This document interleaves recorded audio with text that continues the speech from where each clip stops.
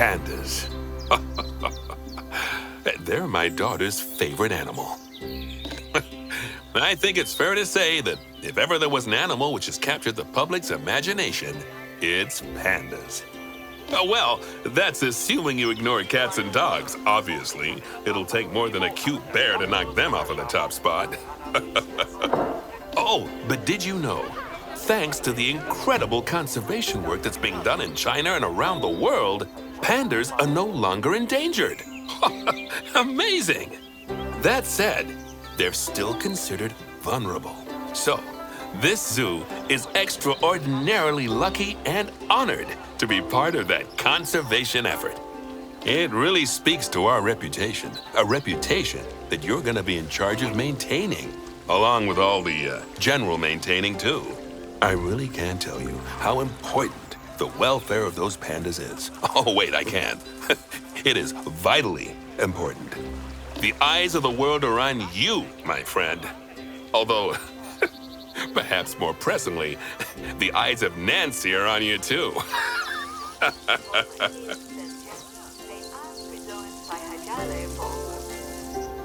Welcome to China.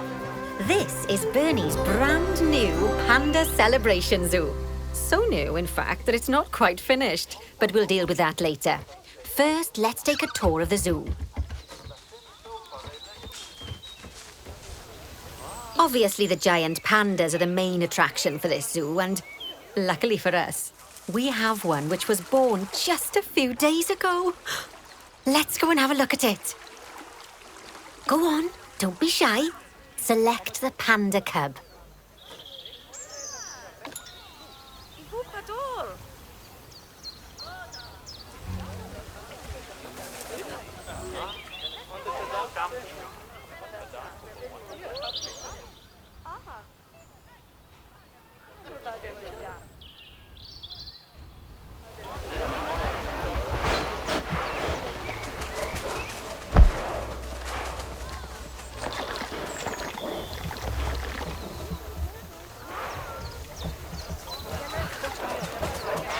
And now enter animal camera mode.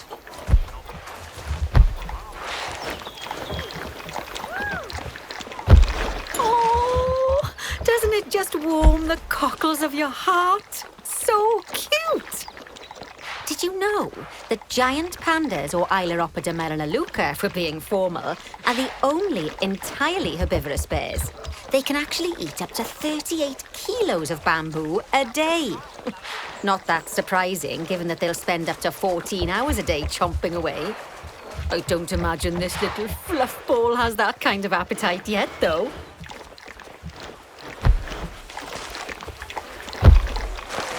Oh, no. I just got word from one of our keepers that a sable antelope was placed into a habitat without going through quarantine first, and that they're displaying signs of disease. We'll have to move them into quarantine to stop the infection from spreading to the other animals. To do that, go to the highlighted habitat, find the infected animal, and then select them to bring up their information panel.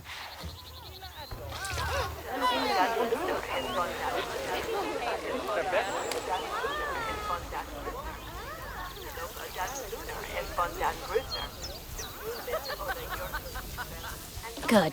Now choose Move and then transfer them into quarantine. I've highlighted the quarantine facility in the zoo for you.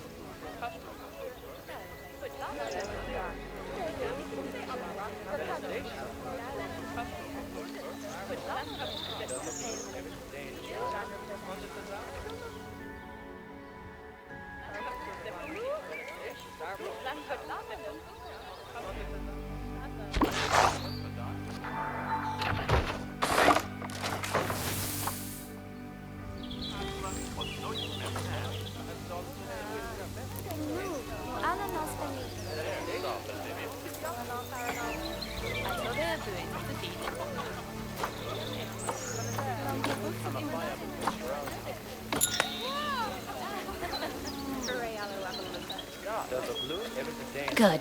Now choose Move and then transfer them into quarantine. I've highlighted the quarantine facility in the zoo for you.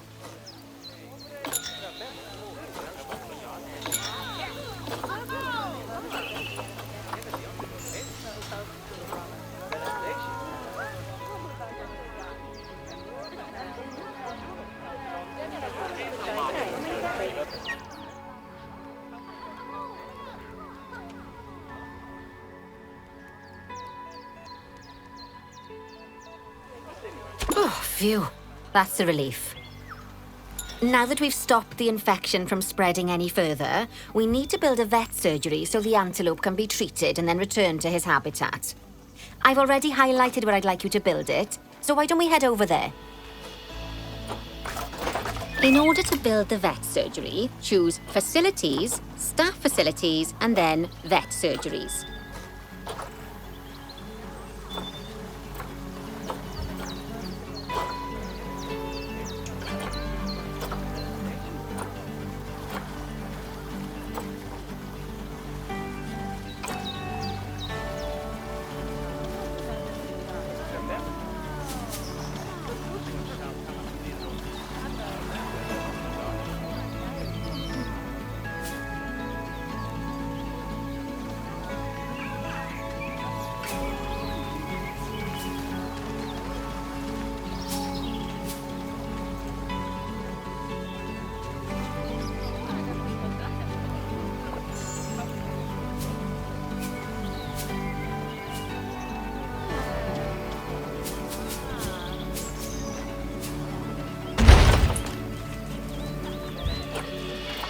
That's the job.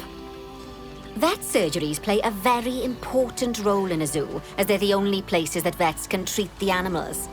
Once there's room for the antelope, the vet will pick them up from quarantine and bring them to the surgery. Yes, diseases can spread through a habitat quite easily, especially if the water inside it isn't being cleaned regularly. As it happens, I just got a report that one of our water treatment facilities has broken down and the water in the flamingo and saltwater crocodile habitats has gotten dirty. I've highlighted the water treatment facility for you, so you should go and check it out. Select the water treatment facility to bring up its information panel. Yes, I don't think you need a degree in mechanics to tell that this thing's thoroughly banjaxed. Use Call Mechanic to bring an expert over to fix it for us. So, just to explain, water treatment facilities work in a similar manner to power sources, in that they have a radius of influence around them. That means any body of water which is even partly within that radius will be cleaned automatically. Also, like power sources, if they get damaged, that radius of influence will shrink, meaning that it might stop cleaning water sources which were only just within its reach. If you want to check how much of your zoo is covered by your water treatment facilities, then there's a heat map you can use to see the coverage. That way, you can quickly spot problem areas and rectify the issue.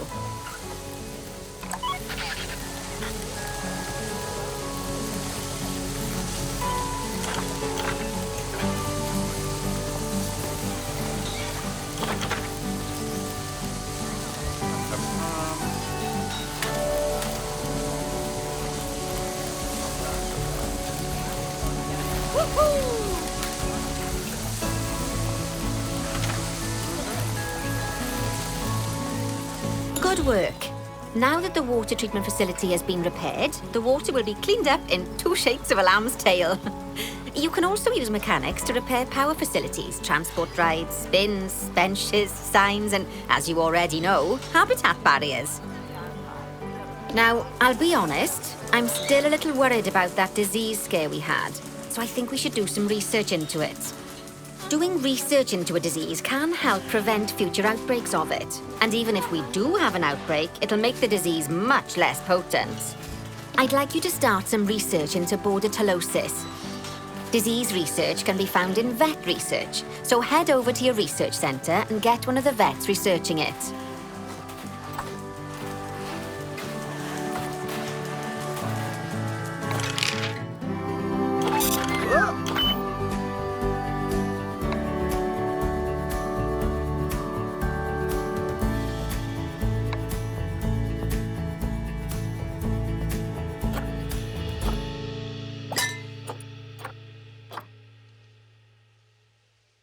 Lovely job.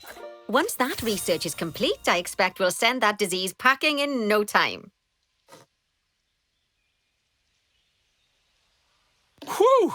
That was a close-run thing with those antelopes. I dread to think what might have happened if you hadn't got them into quarantine as quickly as you did. Fast thinking there. We had a horrible outbreak of viral gastroenteritis here at Goodwin House. Although, luckily, that was just limited to me and my wife.